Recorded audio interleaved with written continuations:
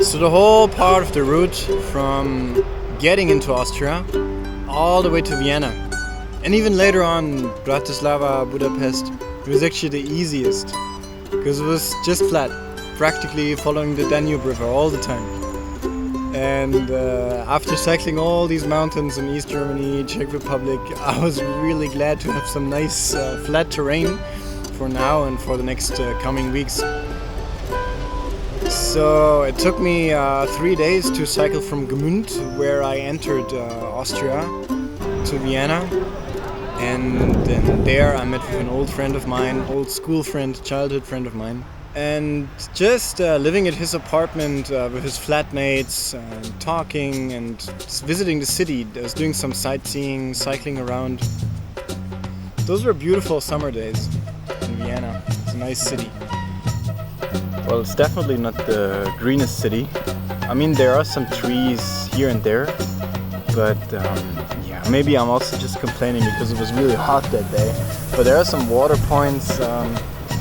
And yeah, overall it's definitely a nice place. It has a lot of historical value, a lot of sights you can see. I just enjoyed cycling around the city a lot.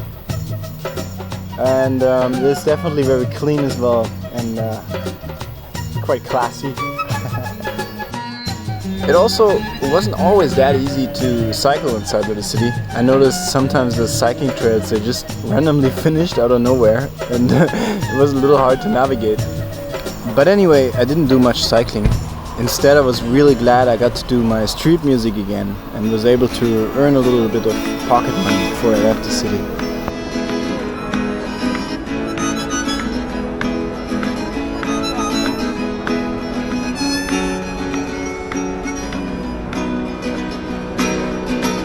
But anyway, I didn't play too long because apparently I had to have a permit to play in this city, so I only played for like half an hour at 2 different spots. But it was alright, it was nice. What I found though was that Vienna, being a big city, nobody really stayed and listened for a long time. It was a little hard to get the attention from the audience. Everybody was just so much in a rush to go where they're going. But I guess that's typical big city life.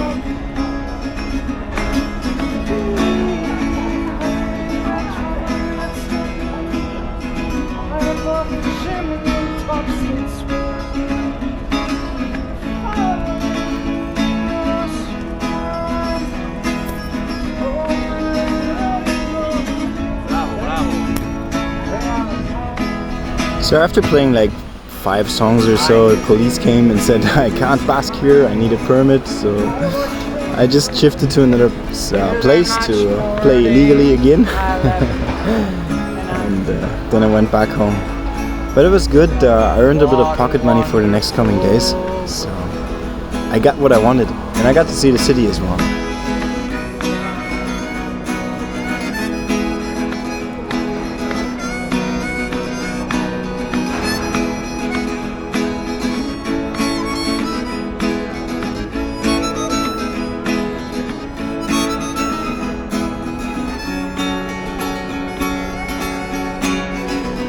Anyway, the best part about Vienna was that I got to spend some time with old friends.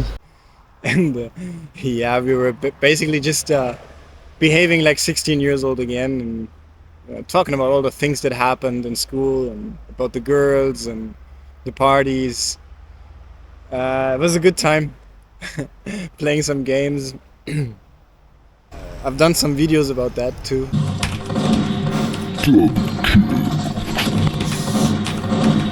Bloß überlasse ich dir das hier nicht, Mann. Ah! Fragge! Wo bleibt die Fragge? Ah! Nein!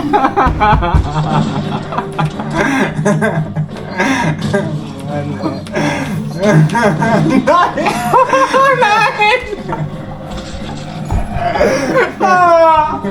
Wieso bin ich nicht gesprungen, Alter? Ich bin immer ganz schön in Schwitzen gekommen, ey. 30, 20. Alter. But now, the best thing was that every morning when he was going to work or university, I got to do my asanas again. And this is something that I know if you're an Isha meditator and you're practicing yoga asanas, I know you know how good it feels to do them. Especially, I was on the road for like the last 2 weeks, and there wasn't a single time it was possible for me to do my asanas. I was doing my pranayama, I was doing my shambhavi, that was daily, that was there. But yoga asanas, I was kind of craving for that. And it felt so good and so refreshing to do a little bit of not just physical activity, but yoga asanas always feel like they're the best practice for me to clean my whole system. Not just the Surya Kriya, not just the Surya Shakti or Surya Namaskar. That is also good, but yoga asanas is such a complete holistic process. It's phenomenal. So these 3 days in Vienna, they were obviously like a little holiday by itself, and I really enjoyed having all the amenities of living in an apartment. But the real joy only came in the end when I was doing another Safe Soil presentation at a school, especially because it was the last week before the summer holiday started and we talked a lot, and I gave them a Safe Soil sticker each in the end, and they were happy and I was happy. In Vienna at his place, I also met another friend who was originally from Greece, but he was a cyclist as well, and he decided to come along the way to Bratislava with me, which is just 70 kilometers, so we could easily do it in one day. Because it was just flat, just along the Danube all the time.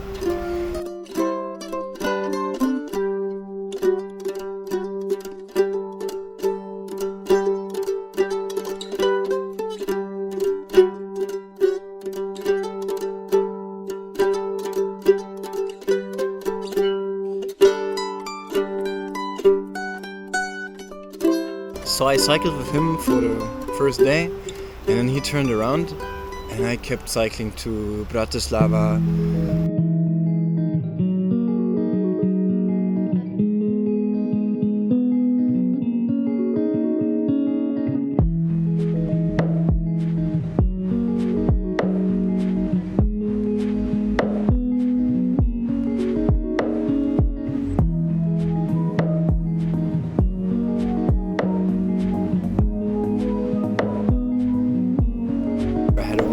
Wonderful time in Bratislava. It's a wonderful, wonderful city. Really cute, not as big as Vienna or Budapest at all. Almost like comparable to the town where I'm from Jena in Germany. Really, really cute to see.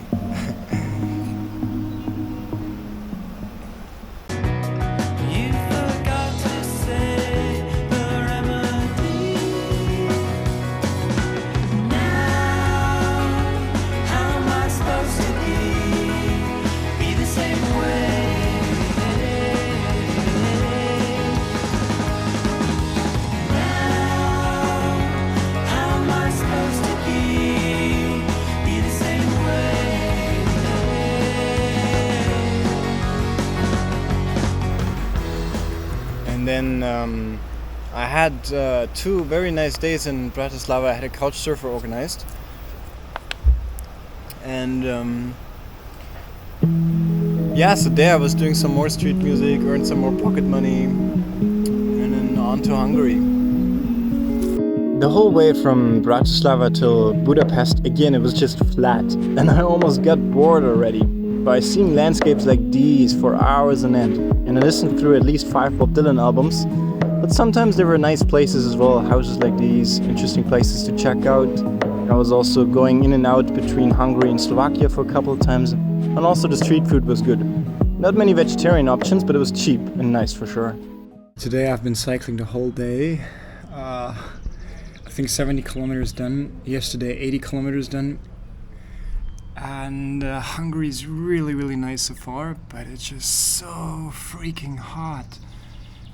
Since the morning it was like 25, 26, 27 degrees and burning sun all the time, no trees, just cycling along the river.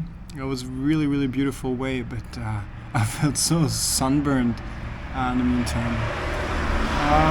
I just took a dip in the river earlier and I was hanging out there for a while. Now it's like past 7, it's almost 8. I ended up in this restaurant. This is, I think, my 3rd cold beer today. 3 ice creams. It was really hot. I think it's a good preparation of what's to come in these Middle Eastern countries, but for now it's exhausting. But yeah, I'll have a pizza now. I'll have this beautiful cold beer, and then I'll go down to the river again. Maybe take another dip and sleep, and then tomorrow morning I'll go to Budapest. It's just another, I think, 90 kilometers to Budapest.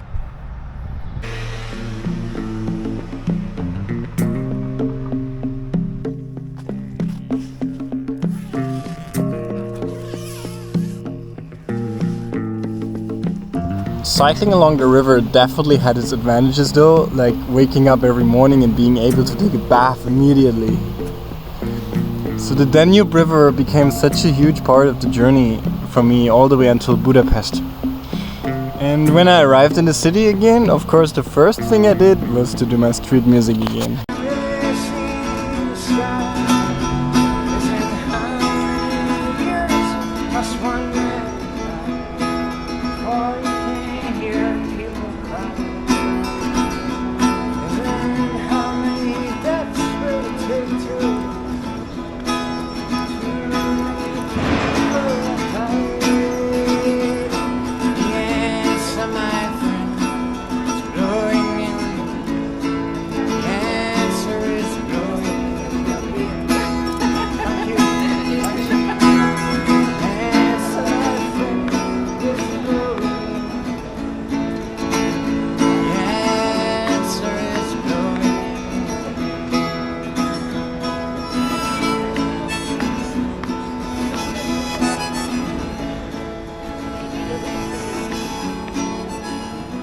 So after I've been playing there for an hour or so, I wanted to just switch the spot and play somewhere else.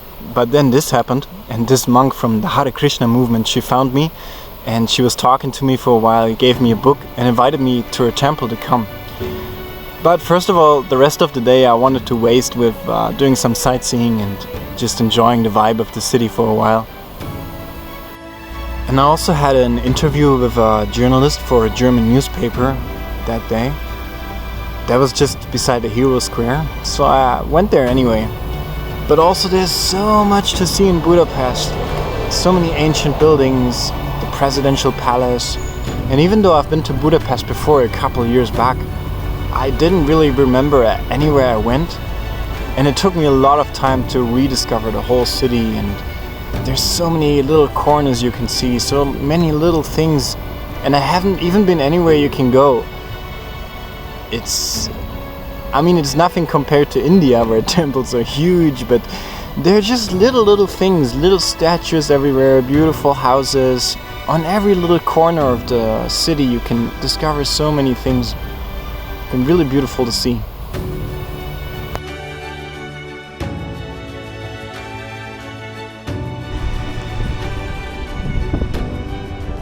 So after doing all these touristic activities, I cycled back through the whole city, and I went back to the banks of the Danube River. And I just clicked a bunch of photos, and from there I went back to another couchsurfers place. I was hosted by an Hungarian lady that night, and she was able to explain to me even more about the city. It's very typical here. And then of course the next day I went to the Hare Krishna temple. And I was quite lucky because there was a program going on when I was there. There was a sannyasi coming and he was talking, and there was a lot of good music and a lot of good food. So it was fun.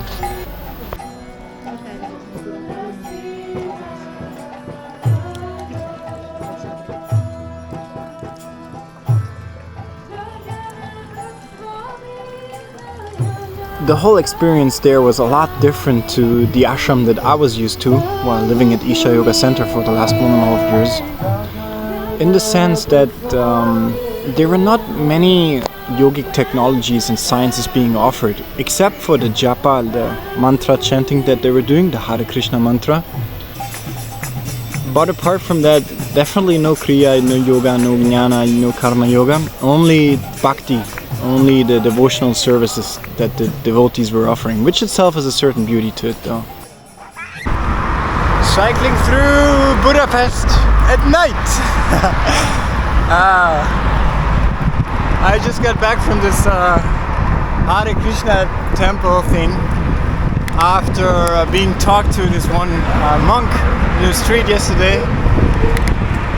So I only went there for the food initially, but turned out there was a program there. We were singing Hare Krishna all night, and it was super fun. But it was an experience. I was also talking to one Swami there. First question after seeing me, he asked me, "Do you believe in God?" And I said no. And he didn't really like it, I feel. And I was telling him I was living in an ashram before for 1.5 years, and he is basically like, "You wasted 1.5 years of your life. You should have come to Hare Krishna movement." And I don't know, it was really fun. And I don't want to judge anything about these people, but this little short conversation kind of messed it up a little bit for me, I feel like. But nonetheless, it was really something special to see the devotees, how they're really giving their life for what they're doing there. We need more people like that in the world who don't care about themselves, but care about doing what's needed in the world. Well, from what I see, what's needed is to save soil. And only if we have enough to eat on this world, then we can talk about the spiritual progress. Until then, we need to save soil first. But yeah, it was super fun. Definitely had a fun night right now. To go back to this couch surfers place. They said they won't be at home before 11 p.m. So right now it's almost 10. So I still have another hour. And I'm just cycling, and it feels way better to cycle at night. Because right now the temperature is like 20 degrees, which is a lot better than 37. So yeah. Also the traffic is way less. Budapest is a nice city, and I've had a very good experience here so far. Busking, nightlife, Hare Krishna temple, good food there. So yeah, let's see what happens tonight. Right now I don't even have any internet. I'm just trying to find my way home somehow through this offline map. But yeah, anyway, I still have 1 hour of time to find their place. So it should work out. Anyway, I was really glad to have this experience tonight, and have this couch surfer. Everything is working out. Tour's going well. Everything is well. Everything is nicely, smoothly. Yeah. Let's save soil. Let's make it happen. Man, I really love Budapest, and I'm so glad I had this whole apartment here for myself the last couple of days, because the couch surfers, they are gone to the Balaton lake. So I was just here by myself, and yesterday I was doing some video editing. Right now I'm already almost on my way, making some pizza for the road and preparing some breakfast. So yeah, soon I'll be leaving Budapest behind, but it's been an amazing time. And soon I'll be cycling through the south of Hungary and then into Croatia, and next will be Bosnia and Herzegovina. I'm looking forward to that.